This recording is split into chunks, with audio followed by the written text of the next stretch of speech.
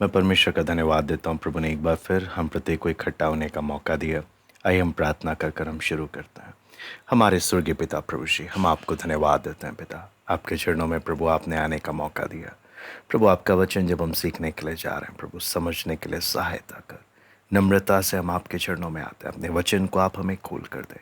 सब बात आपके हाथ में सौंपते हैं। प्रार्थना प्रभु यीशु मसीह के नाम से हम मांगते हैं, आमीन।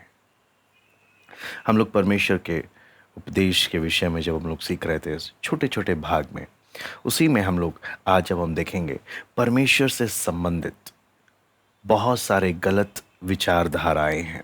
तो आज हम लोग उन गलत विचारधाराओं में से कुछ को हम देखेंगे, जिससे हमें समझ में आए कि हम जब परमेश्वर के बारे में सीख रहे हैं, ऐसे में कितने लाखों करोड़ों लोग हैं जो गलत विचारधाराओं में फंसे हुए हैं।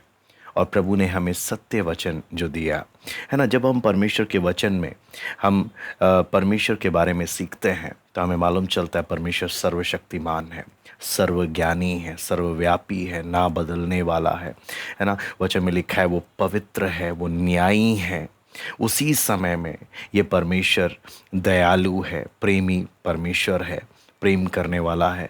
तो परमेश्वर का वचन में हम परमेश्वर के स्वभाव को देखते हैं कि जो सर्वश्रेष्ठ है, अपनी सृष्टि में सबसे ऊपर है, सर्वश्रेष्ठ होकर अपनी सृष्टि से फिर भी अलग है ना। सृष्टि से अलग होकर भी वो सृष्टि की चिंता करता है ना। सृष्टि में ध्यान देता है। वे व्यक्तिगत परमेश्वर है जो अपने छुड़ाए हुए लोगों के साथ संगति करना पसंद करता है ना। लेकिन जो बलवा करने वाले हैं उन्हें अनंत काल का मृत्यु सजा के रूप में देता है।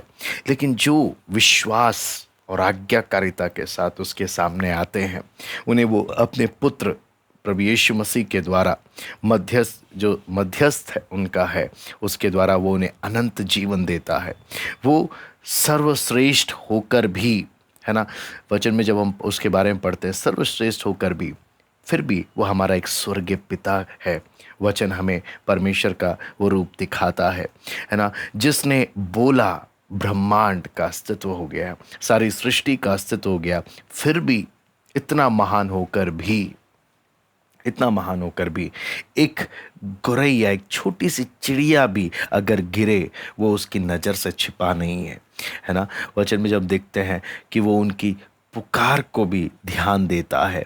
जिसने गैलेक्सीज को बनाया, पूरे यूनिवर्स में कितने गैलेक्सीज हैं, है ना, कितने गैलेक्सीज को बनाने वाला, आकाश गंगाओं को बनाने वाला।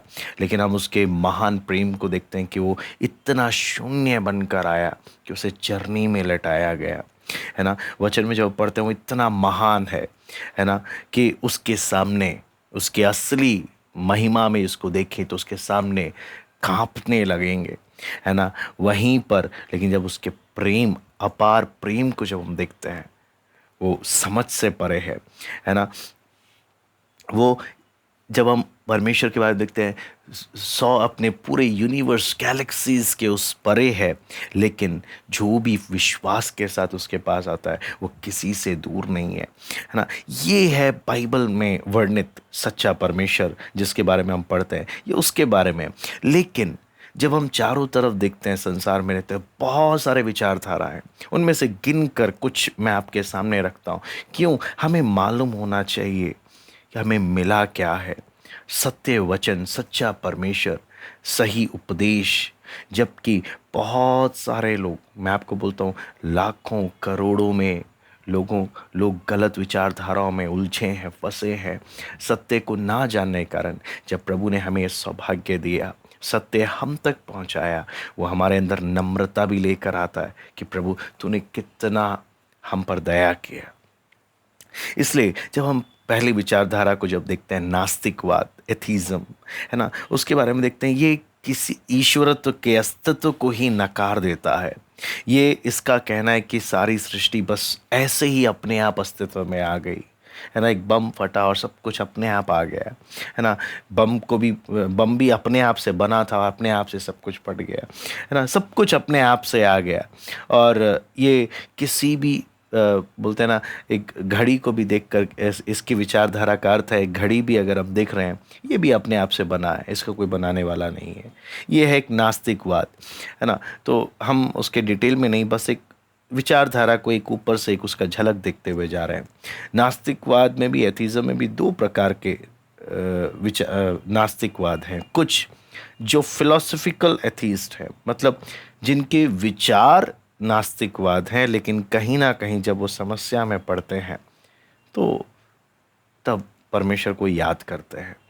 लेकिन दूसरा है प्रैक्टिकल एथीस्ट, व्यवहारिक रूप से एथीस्ट। व्यवहारिक बोलने का मतलब बोलते हैं मुंह से परमेश्वर है ना, मानते हैं परमेश्वर है, लेकिन जीते ऐसे हैं जैसे कोई परमेश्वर है ही नहीं। इसको हम बोलते हैं प्रैक्टिकल एथीस्ट। तो दो प्रकार के नास्तिकवाद, कई मसीह जगत में भी ऐसे प्रैक्टिकल एथीस्ट आप देख सकते हैं। दूसरा विचारधारा है एग्नोस्टिसिज्म। एग्नोस्टिसिज्म यानी ये परमेश्वर है या नहीं, परमेश्वर के अस्तित्व को नकारते नहीं है ये विचारधारा, बल्कि इसमें ये शिक्षा है कि हम नहीं जानते, हम परमेश्वर को जान नहीं सकते। ऐसा विचारधारा, परमेश्वर है लेकिन हम उसको जान नहीं सकते। और जो एग्नोस्टिक जो शब्द भी है, प्रोफेसर हक्सले ने इसका जो शब्द को कहाँ से लिया, प्रेरितों 17:23 में पौलुस जब बोलता है कि अनजाने ईश्वर का वेदी को मैं देखता हूँ, है ना। वेदी बन, बहुत सारे एथेंस के लोग बहुत ही पूजा पाठ करने वाले लोग थे, तो वहाँ पर एक वेदी था अनजाने ईश्वर के लिए। तो वहाँ पे उसको जब हम ग्रीक में देखते हैं, एग्नोस्टोथियो, है ना, द अननोन गॉड, उसके नाम पर इन्होंने अपना विचारधारा को बना दिया कि हम परमेश्वर को जान नहीं सकते। तो सबसे बेस्ट है हम मानते हैं होगा कोई, लेकिन हम नहीं जान सकते। ये वो लोग हैं जो अपने आप को बहुत ही बुद्धिजीवी करके तो लोगों के सामने दिखाते हैं, लेकिन अपने विश्वास को पवित्र शास्त्र से दूर करते हैं, सच्चा वचन से अपने आप को दूर करते हैं। और ये एक विचारधारा है जो आज के समय बहुत ही प्रचलित है, फेमस है, क्योंकि बच भी जाते हैं, हम नकार भी नहीं रहे कि परमेश्वर नहीं है, हम मानते हैं परमेश्वर, लेकिन हमें नहीं मालूम और हम जान भी नहीं सकते करके। तो इसमें एग्नोस्टिसिज्म में भी बहुत सारे बातें आती हैं जो हम आने वाले समय में सीखेंगे। तो यहाँ पर भी हम जब देखते हैं ये लोगों का जो विचार है, लेकिन जो सच्चा खोजी अगर जानना चाहे तो परमेश्वर अपने आप को उस पर ज़रूर प्रकट करता है। लेकिन ये विचारधारा भी आज बहुत जगत में, संसार में लोग, बहुत तेरे लोग एग्नोस्टिसिज्म को मानते हैं। तीसरा आता है मटेरियलिज्म या भौतिकवाद। भौतिकवाद बोलने का मतलब है कि ये सृष्टि को ही बस मानता है ना, और किसी चीज़ को ये मानता नहीं है। ये क्या बोलते हैं, किस मैटर के अलावा ये, यानी आत्मा या आत्मिक संसार, आत्मिक प्राणी, ऐसी किसी चीज़ को भौतिकवाद की विचारधारा कभी मानती नहीं है ना। और प्राण के विषय में भी इनका कहना है कि ये सिर्फ ब्रेन का एक फंक्शन है, दिमाग का एक फंक्शन है जो एवोल्यूशन के प्रोसेस से हुआ। स्वर्ग नरक के बारे में ये मानते नहीं है। क्या बोलते हैं, मरने के बाद आगे कुछ है करके वो भी नहीं मानते हैं। और बोलते हैं स्वर्ग नरक आपके लिए वही है, अगर जीवन में आप सफल हो गए वो आपके लिए स्वर्ग है, जीवन में आप फेल हो गए तो वो आपके लिए नरक है। तो और उनके लिए है कि जिससे ज़्यादा खुशी आपको मिले, जिससे ज़्यादा आपको सुख मिले, वही सबसे बेहतर है। तो और पाप जैसा कोई चीज़ होता नहीं है, कमियां इंसान में है, प्रोसेस मनुष्य तरक्की कर रहा है, परफेक्शन की ओर बढ़ रहा है। तो ये भौतिकवाद का शिक्षा है, मटेरियलिज्म। ऐसे भी बहुत सारे लोग हैं जो इस विचारधारा को भी दुनिया भर में लोग मानते हैं। हम जब बाहर निकलते हैं तो आप इतना समझे कि हर किसी का लोगों को देखना, संसार को देखना, आपको देखना एक जैसा नहीं है। हम जब किसी से बात भी करते हैं, सबका सोच, सबकी विचारधारा एक जैसी नहीं है। बोलते हैं ना, चश्मा, कईयों ने काला चश्मा पहना है तो उन्हें सब कुछ वैसा ही दिखता है, कईयों ने लाल रंग का पहना है, उनको लाल लाल सा दिखता है। मतलब जिस तरीके से वो पहन के घूम रहे हैं ना, उनको दुनिया उसी तरह से दिख रही है। लोग उसी तरह से, वर्ल्ड व्यू या विचारधारा बहुत मायने रखता है कि आप क्या कैसे दुनिया को देख रहे हो, किस चश्मे से आप दुनिया को देख रहे हो, आपका हर एक चीज़ को देखने का तरीका क्या है, सोचने का तरीका क्या, आपका माइंडसेट क्या है। भौतिकवाद का सोच इस प्रकार से है। फिर आ जाता है अगर हम देखें पैंथीज़्म। पैंथीज़्म को अक्सर अक्सर हिंदू धर्म से जोड़ा जाता है कि प्रकृति ही परमेश्वर है, भगवान है ना। कण कण में भगवान है, प्रकृति ही भगवान है। और स्कूल में, कॉलेजेस में प्रकृति को, नेचर को बहुत इम्पोर्टेंस दिया जाता है ना। और अगर आप पूरे यूरोप में भी देखेंगे तो मेन फिलोसफर स्पिनोज़ा, हीज़ल, ये सब बहुत ही प्रोमिनेंट हैं। और यहाँ तक कि मसीह जगत में भी कई लिबरल क्रिश्चियंस ये भी पैंथिस्टिक वर्ल्ड व्यू को मानते हैं, है ना। और जब हम देखते हैं ये इसका शिक्षा किधर की ओर अंत होता है तो भी दुख लगता है। तो हम यहाँ पर भी देखें लोग विचारधाराओं को कैसे मानते हैं। हिंदू धर्म या सनातन धर्म की जब हम बात करते हैं बहुत विशाल है, कॉम्प्लेक्स है, क्योंकि इसमें अलग अलग ग्रुप्स हैं। अलग अलग ग्रुप्स में अलग अलग टीचिंग्स हैं। अलग अलग टीचिंग्स के कारण आप इसको एक छोटे से उसमें डालकर आप उसको समराइज़ नहीं कर सकते, लेकिन अध्ययन करते हैं तो हम उसके बारे में अच्छे से जानते हैं। राइट विंग, लेफ्ट विंग, है ना, देवदत्त पटनायक के फॉलोअर्स, राजीव मल्होत्रा के फॉलोअर्स, आर्य समाज, तो बहुत विशाल है और जटिल है।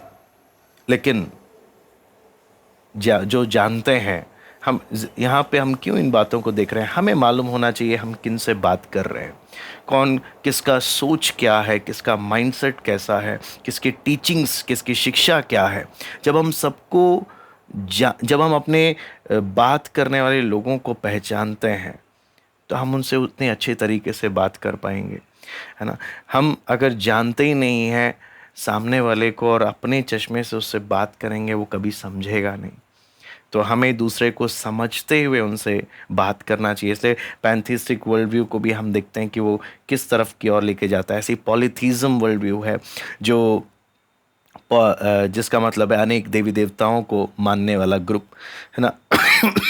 तो प्रकृति के मतलब वायु देव, सूर्य देव, बहुत सारा, ये कोई पर्टिकुलर एक नहीं है। और लोगों ने हर प्रकृति के हर बात को अलग देवताओं का श्रेय दिया। और इज़राइल के आस पड़ोस के लोग जो थे इसको बहुत मानने वाले थे। और इज़राइल लोग भी कई बार इन पॉलीथिज़म में गया, लेकिन बंदुआई की गुलामी के बाद इस बीमारी से वो पूरी तरह से छूट गया।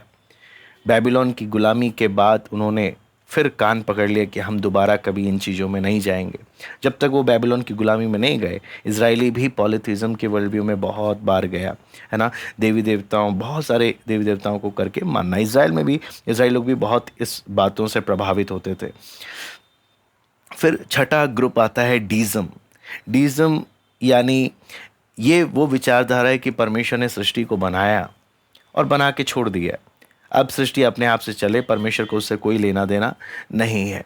लेकिन मनुष्य के पापी स्वभाव के बारे में, मनुष्य के छुटकारे उद्धार के बारे में, पवित्र शास्त्र की प्रेरणा के बारे में, ये सब डीज़म के विचारधारा कभी स्वीकार नहीं करता। तो आज ये इतना प्रचलित तो नहीं है, लेकिन फिर भी आज डीज़म के विचारधारा के लोग आज भी हैं। फिर अगला आता है, आखिरी मैं इसको बता के समाप्त करना चाहूँगा, क्योंकि अगर हम लिस्ट देखें तो बहुत विचारधारा है। जस्ट आपको एक झलक दिखा रहे हैं हम, दिखाने का मेरा प्रयास है कि हमें समझ में आना चाहिए हमारे चारों तरफ क्या शिक्षा है, शिक्षा क्या है। बोलते ना, अगर हमें नहीं मालूम किसी चीज़ के बारे में और ऐसे किसी ने कुछ बोल दिया और मैंने मान लिया, वो धोखा हो जाता है। लेकिन जब हम जानते हैं टीचिंग्स क्या हैं, अलग अलग शिक्षाएं क्या हैं, मुझे क्या मिला है, और मैंने तुलना कर परख कर जाना, तब इसका बहुमूल्य कितना कीमती है मुझे समझ में आने लगता है। कितना बड़ा अनुग्रह, कितनी बड़ी दया प्रभु ने मेरे ऊपर की है, वो समझ में आने लगता है।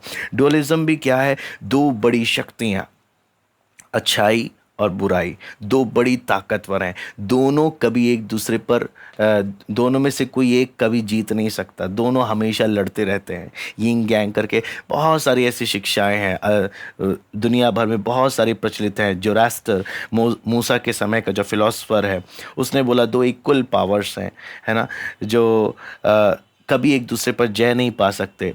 लेकिन जब हम बाइबल की शिक्षा देखते हैं तो सबसे ऊपर एक ही परमेश्वर है। लेकिन डुअलिज्म का क्या है? अच्छाई और बुराई। और जो लोग वचन नहीं जानते वो भी क्या सोचते हैं? परमेश्वर और शैतान दोनों आपस में लड़ते रहते हैं और दोनों कभी आपस में कभी जीत नहीं पाएंगे। नहीं, ऐसे डुअलिज्म, अच्छाई और बुराई की हमेशा लड़ाई होती रहती है। ऐसे करके बहुत सारी शिक्षाएं हैं, लेकिन बाइबल की शिक्षा ये नहीं है। बाइबल की शिक्षा है परमेश्वर सर्वोपरि है, उस सब कुछ उसके नियंत्रण में है, उसको कोई हरा नहीं सकता, वो सबसे ऊपर है, हर चीज उसके नियंत्रण में है। सिंहासन पर वो बैठा विराजमान है, वो सिंहासन पर है, शैतान नहीं। तो कहने का मतलब ये डुअलिज्म का विचारधारा भी बाइबल की शिक्षा से मेल नहीं खाता। लेकिन मसीह जगत में भी बहुत सारे लोग इस विचारधारा से प्रभावित हैं। कई लोग सोचते हैं कि सारी दुख मुसीबत परेशानी शैतान ही लेकर आता है, वही सबसे ऊपर है, वही जीत रहा है, वही हावी है। नहीं, बहुत चीजें परमेश्वर, वचन जब हम सीखते हैं परमेश्वर की योजनाओं को, परमेश्वर के कामों को, परमेश्वर के काम करने के तरीकों को, स्वभाव को, तो बहुत बातें हमें समझ में आने लगती हैं कि फिर हम शैतान से नहीं घबराते। मेरा बाप सिंहासन पर है, सब कुछ जानता है और कुछ भी उसके नियंत्रण से बाहर नहीं है। चाहे बाहर से कितने भी आंधी तूफान आए, सिंहासन पर एक विराजमान है, उसके कंट्रोल से बाहर कुछ भी नहीं है। बस उसके साथ मुझे हाथ थाम के चलना है। तो हम वचन में जब देखते हैं हमें मिला हुआ सौभाग्य कितना कीमती है, कितना कीमती है, वो समझते हुए हम परमेश्वर के वचन को सीखें और जो प्रभु ने जो हमें समय दिया है प्रभु की महिमा के लिए, प्रभु को प्रसन्नदायक जीवन जीने के लिए हम व्यतीत करें। आइए हम प्रार्थना करते हैं। हमारे स्वर्गीय पिता प्रभु जी, हम आपको धन्यवाद देते हैं प्रभु, सुंदर समय के लिए प्रभु जो आपने हमें दिया। प्रभु जो वचन आप हमें सीखने को देते हैं प्रभु, जब चारों तरफ कितने विचारधाराएं हैं, कितनी अलग अलग शिक्षाएं हैं, कितने लाखों और करोड़ों में जब लोग गुमराह हो रहे हैं प्रभु, आपने हमें अपना कीमती वचन हमें दिया, हमें सत्य वचन हमें दिया प्रभु। उसके अनुसार चलने के लिए हम पर अनुग्रह कर, हम एक एक से बात कर पिता। धन्यवाद देते हैं आज की संगति के लिए। सराध और महिमा केवल हम आपको देते हैं। प्रार्थना प्रभु यीशु मसीह के नाम से